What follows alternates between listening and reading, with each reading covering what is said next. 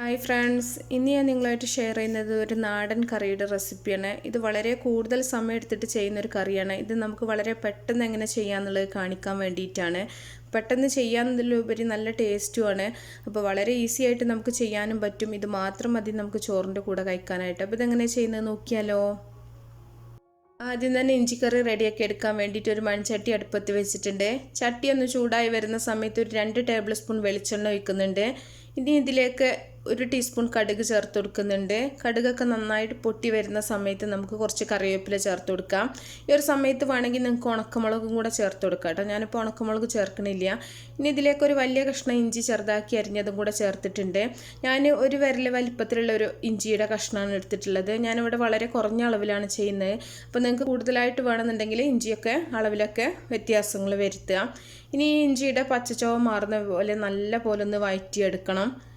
ഇത് നിങ്ങൾക്ക് എങ്ങനെ വേണമെങ്കിലും അരിഞ്ഞെടുക്കാം കേട്ടോ. ചെറിയ കഷ്ണങ്ങളാക്കി നീളത്തിൽ വേണമെങ്കിൽ അങ്ങനെ അരിഞ്ഞെടുക്കാം. ഇല്ലെങ്കിൽ മിക്സിയിലൊന്ന് ചതച്ചിട്ട് വേണമെങ്കിലും ചേർത്ത് കൊടുക്കാം. അപ്പോൾ ഇഞ്ചി നല്ല പോലെ ഒന്ന് വെളിച്ചെണ്ണയിൽ കിടന്നിട്ട് നല്ല പോലെ ഒന്ന് മൂത്ത് വരണം. ആ ഒരു സമയത്ത് നമുക്ക് ആവശ്യത്തിനുള്ള പച്ചമുളക് ചേർത്ത് കൊടുക്കുക. എരിവിനനുസരിച്ചിട്ട് പച്ചമുളക് ചേർക്കുക. ഞാൻ പറഞ്ഞാൽ കടുക് പൊട്ടിക്കുന്ന സമയത്ത് നിങ്ങൾക്ക് വേണമെങ്കിൽ വറ്റൽമുളക് ചേർത്ത് കൊടുക്കാം. ഞാൻ ചേർത്തിട്ടില്ല. ഇനി ഇതിലേക്ക് 2 ടീസ്പൂൺ നിറയെ അച്ചാർ പൊടിയാണ് ചേർത്ത് കൊടുക്കുന്നത്. അപ്പോൾ അച്ചാർ പൊടിക്ക് പകരം നിങ്ങൾക്ക് മുളക്, മഞ്ഞൾ, ഉലുവാപ്പൊടി, കുരുമുളക് പൊടി ഇതൊക്കെ സെപ്പറേറ്റ് വേണമെങ്കിൽ ചേർക്കാം. ഞാൻ ഈ ഒരു മിക്സ് ചേർക്കുകയാണ്. എന്നാൽ മറ്റ് മസാലകളൊന്നും നമുക്ക് എക്സ്ട്രാ ചേർക്കേണ്ട ആവശ്യമില്ല. വളരെ പെട്ടെന്ന് തന്നെ ചെയ്യാൻ പറ്റും. അപ്പോൾ എരിവിനനുസരിച്ചിട്ട് വേണം നിങ്ങൾ അച്ചാർ പൊടിയൊക്കെ ചേർത്ത് കൊടുക്കാനായിട്ട് കേട്ടോ. ഞാനിപ്പോൾ 2 ടീസ്പൂൺ നിറച്ചിട്ടാണ് എടുത്തിട്ടുള്ളത്. അപ്പോൾ മസാലയും കൂടെ ചേർത്തിട്ട് ചെറിയ തീയിലിട്ടിട്ട് നന്നായിട്ടൊന്ന് മൂപ്പിച്ചെടുക്കുക. തീ കൂട്ടി വെക്കരുത്.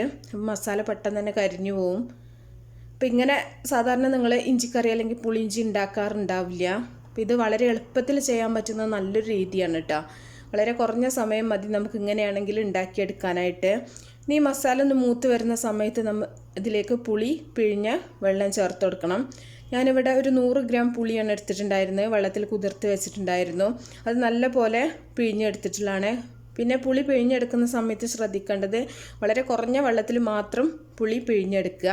വെള്ളം കൂട്ടിയെടുത്തിട്ടുണ്ടെങ്കിൽ നമ്മൾ ആ വെള്ളം മുഴുവൻ വറ്റിച്ചെടുക്കണം കേട്ടോ. അപ്പോൾ അത്രയും സമയം നമുക്ക് പോവും. അതുപോലെ തന്നെ ഗ്യാസും ലാഭിക്കാൻ പറ്റും. അപ്പോൾ നിങ്ങൾ വളരെ കുറഞ്ഞ വെള്ളത്തിൽ പുളി പിഴിഞ്ഞെടുത്താൽ മതി. അപ്പോൾ പുളിവെള്ളം കൂടെ ചേർത്തിട്ട് നല്ല പോലെ ഒന്ന് ഇളക്കി മിക്സ് ചെയ്യുന്നുണ്ട്. ഇനി ഇത് നന്നായിട്ട് തിളച്ച് ഒന്ന് ഇതായി വരുന്ന സമയത്താണ് നമ്മൾ ഇതിലേക്ക് ശർക്കര ചേർത്ത് കൊടുക്കുന്നത്. ഇങ്ങനെ കുറഞ്ഞ വെള്ളത്തിൽ പുളി പിഴിഞ്ഞെടുക്കണമെങ്കിൽ വളരെ പെട്ടെന്ന് തന്നെ നമുക്ക് ആയി കിട്ടും കേട്ടോ. പെട്ടെന്ന് തന്നെ കുറുകി വരികയും ചെയ്യും. പുളിവെള്ളം കൂടെ ചേർത്തിട്ട് നല്ല പോലെ ഒന്ന് തിളച്ചൊന്ന് കുറുകി വരുന്ന സമയത്ത് ആവശ്യത്തിനുള്ള ശർക്കര ചേർത്ത് കൊടുക്കുക. അപ്പോൾ ശർക്കരയുടെ അളവ് ഞാൻ പറയത്തില്ല, കാരണം ചില പുളി നല്ല പുളി ഉണ്ടാവും കേട്ടോ. അപ്പോൾ അതിന് ബാലൻസ് ആവുന്ന രീതിയിൽ വേണം നിങ്ങൾ ശർക്കരപ്പാനി ഒഴിച്ചു കൊടുക്കാനായിട്ട്. അപ്പോൾ ഓരോ പുളിക്കനുസരിച്ചിട്ട് ശർക്കരപ്പാനി ഒഴിച്ചു കൊടുക്കുക. ശർക്കരപ്പാനിയും കൂടെ ഒഴിച്ചിട്ട് നല്ല പോലെ ഒന്ന് മിക്സ് ചെയ്യുക. അപ്പോൾ നിങ്ങൾ ടേസ്റ്റ് ചെയ്ത് നോക്കുക കേട്ടോ. ഇനി ശർക്കര വേണമെന്നുണ്ടെങ്കിൽ വീണ്ടും ചേർത്ത് കൊടുത്താൽ മതി. പുളിക്കനുസരിച്ചിട്ട് വേണം നമ്മൾ ശർക്കര ചേർത്ത് കൊടുക്കാനായിട്ട്. ഇനി ഒരു നുള്ളു ഉപ്പും കൂടെ ചേർക്കുന്നുണ്ട്. ഉപ്പും കൂടെ ചേർത്തിട്ട് നല്ല പോലെ നമ്മൾ വീണ്ടും തിളപ്പിച്ച് കുറുക്കിയെടുക്കുകയാണ് ചെയ്യുന്നത്. സാധാരണ അതുപോലെ ഇഞ്ചിക്കറിയൊക്കെ ഉണ്ടാക്കുന്ന സമയത്ത് ചിലർ അരി വറുത്ത് പൊടിച്ച് ചേർക്കാറുണ്ട്. അരിപ്പൊടിയൊക്കെ ചേർത്ത് കൊടുക്കാറുണ്ട് കേട്ടോ കുറുകാനായിട്ട്. നമ്മളിവിടെ ഒന്നും ചേർക്കണില്ല. അത് തന്നെ വളരെ പെട്ടെന്ന് തന്നെ കുറുകി വരും. ഒന്നും ചേർക്കേണ്ട ആവശ്യമില്ല. അപ്പോൾ നല്ല പോലെ തന്നെ കുറുകി വരും. പിന്നെ ശർക്കര പാനി ആക്കുന്ന സമയത്ത് ഒരുപാട് വെള്ളത്തിൽ ശർക്കര പാനി ആക്കിയെടുക്കരുത്.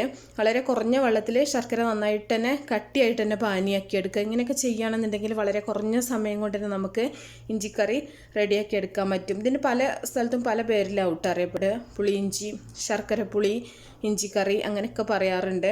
അപ്പോൾ നന്നായിട്ട് കുറുകി വന്നതിന് ശേഷം ഒരു 1/4 ടീസ്പൂൺ കായപ്പൊടിയും കൂടെ ചേർത്ത് കൊടുക്കാം. കായം പ്രത്യേകം ചേർക്കേണ്ട ആവശ്യമില്ല. അച്ചാർ പൊടിയിൽ കായത്തിൻ്റെ ഇതുണ്ട്. എന്നാലും കായം കുറച്ച് നമ്മൾ ചേർത്ത് കൊടുക്കുന്നത് ആ ഒരു സ്മെല്ലും ആ ഒരു ടേസ്റ്റും കിട്ടാൻ വേണ്ടിയിട്ടാണ്. അപ്പോൾ നല്ല പോലെ തന്നെ കുറുകി വന്നിട്ടുണ്ട്. കായം കൂടെ ചേർത്തിട്ട് നമുക്ക് നല്ല പോലെ ഒന്ന് മിക്സ് ചെയ്യാം. ഇനി ഈ സമയത്ത് നമുക്ക് തീ ഓഫ് ചെയ്യാം കേട്ടോ. ഈ ചട്ടിയിൽ കടന്നിട്ട് തന്നെ കുറച്ച് സമയം കൂടി ഇതാകുമ്പോൾ കുറുകി വരും. പിന്നെ തണുക്കുന്ന സമയത്ത് നമുക്ക് പാകത്തിനുള്ള ഒരു കൺസിസ്റ്റൻസി ആയി കിട്ടും. അപ്പോൾ നല്ല പോലെ തന്നെ ആയിട്ടുണ്ട്. വളരെ പെട്ടെന്ന് ചെയ്തെടുക്കാൻ പറ്റും കേട്ടോ ഈ ഒരു രീതിയിൽ നിങ്ങൾ ചെയ്യുകയാണെന്നുണ്ടെങ്കിൽ. അപ്പോൾ നമുക്കിത് വേറൊരു സെർവിങ് ഡിഷിലേക്ക് മാറ്റാം. ഇനി ഇത് ചൂടാറിയതിന് ശേഷം ഒരു ബോട്ടിലാക്കിയിട്ട് അടച്ചു വെച്ചാൽ മതി. ഫ്രിഡ്ജിൽ വെക്കുകയാണെന്നുണ്ടെങ്കിൽ ഒരുപാട് ദിവസം നമുക്ക് യൂസ് ചെയ്യാൻ പറ്റും. പിന്നെ ഫ്രിഡ്ജിൽ വെച്ചിട്ട് യൂസ് ചെയ്യുന്ന സമയത്ത് നനഞ്ഞ സ്പൂണൊന്നും ഇട്ടിട്ടില്ല എന്നുണ്ടെങ്കിൽ ഒരുപാട് ദിവസം ഇരിക്കും കേട്ടോ. അപ്പോൾ എല്ലാവരും ഉണ്ടാക്കി നോക്കുക. ഇഷ്ടപ്പെട്ട തീർച്ചയായിട്ടും ലൈക്ക് ചെയ്യുക, ഷെയർ ചെയ്യുക. അപ്പോൾ നല്ല റെസിപ്പികളൊക്കെ ആയിട്ട് അടുത്തൊരു വീഡിയോയിൽ കാണാം.